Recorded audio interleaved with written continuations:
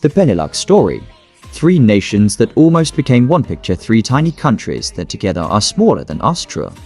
Yet, they're richer than most nations 10 times their size. Belgium, the Netherlands, and Luxembourg should have become one powerful country centuries ago. They share borders, they share history, they share culture.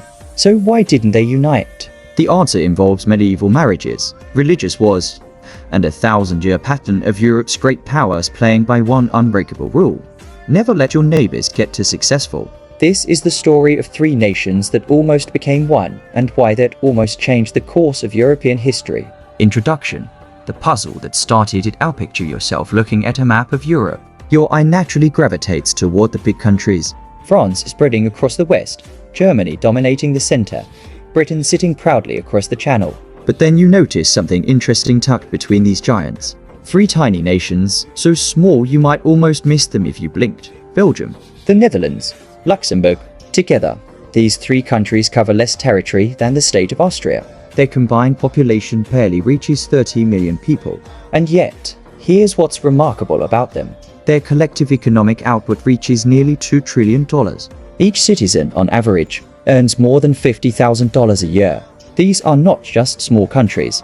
They're small, incredibly wealthy countries. But here's the puzzle that has fascinated historians for centuries. If these three nations are so geographically close, so culturally similar, and so economically successful, why didn't they simply become one country?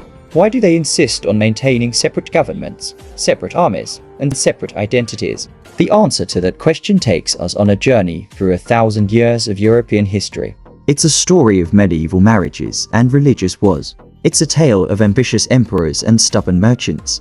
Most of all, it's the story of how Europe's great powers played a deadly game for centuries with one unbreakable rule.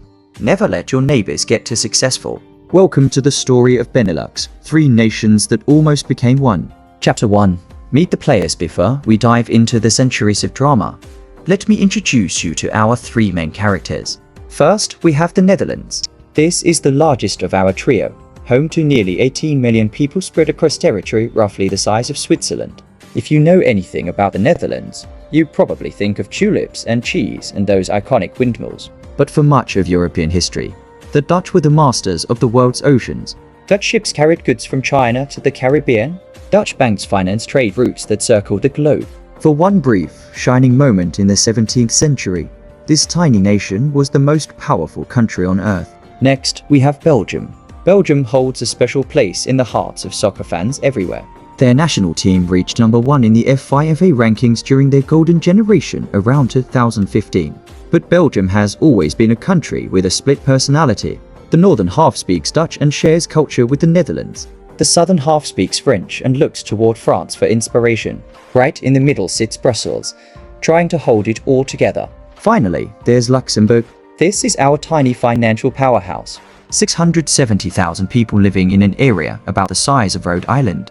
But don't let the small size fool you. Luxembourg has the highest per capita income in the world, $130,000 per person per year. Think of it as Europe's version of Monaco, except with more banks and fewer casinos. Now, geography gives us our first clue about why these countries have such intertwined histories. The Netherlands and northern Belgium occupy what Europeans have always called the Low Countries. The name Netherlands literally means low lands. These are flat, flood-prone territories that have always formed one natural economic and cultural unit. Luxembourg sits higher up in the Ardennes Hills, a bit apart from its lowland neighbors, but still close enough to share their fate. For most of European history, these weren't separate countries at all. They were simply the lands caught between the great powers, England and France, France and Germany, Spain and everyone else. Their story is the story of what happens to small, wealthy places when big, ambitious neighbors start eyeing their territory. Chapter 2. Medieval Foundations and the Burgundian Dream. Let me take you back to the late Middle Ages, around the 1300s and 1400s. If you had traveled through this region then, you wouldn't have found countries as we understand them today. Instead, you would have encountered a colorful patchwork of counties and duchies and city-states. There was the County of Flanders, famous for its textile workshops. There was the Duchy of Brabant, wealthy from trade. There were smaller territories with names like Holland and Limburg and Luxembourg.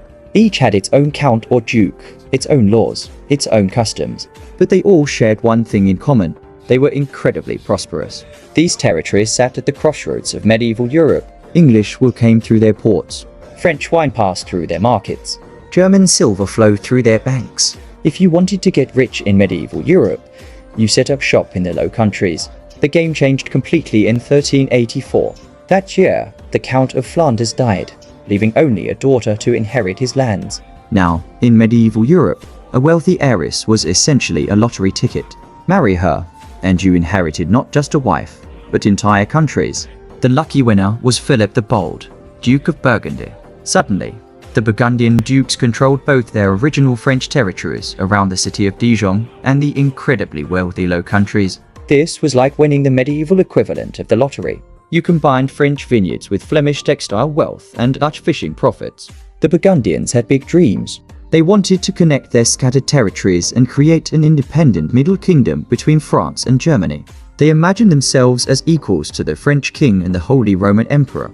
For a few decades, it almost looked like they might succeed. But dreams and reality are different things, especially when your neighbors include France and the Holy Roman Empire.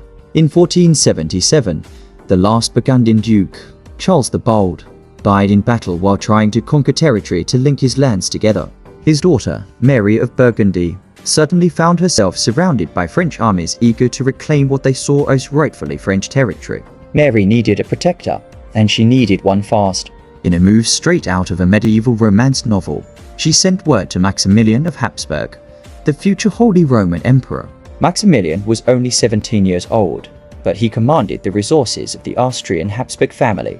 He raced north with 1,000 knights, rescued Mary from virtual imprisonment, and married her. And with that marriage, the Low Countries passed into the control of the Habsburg dynasty.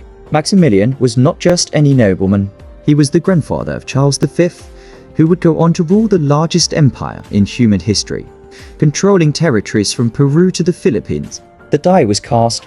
For the next 3 centuries, the fate of the Low Countries would be tied to the rise and fall of the Habsburg Empire.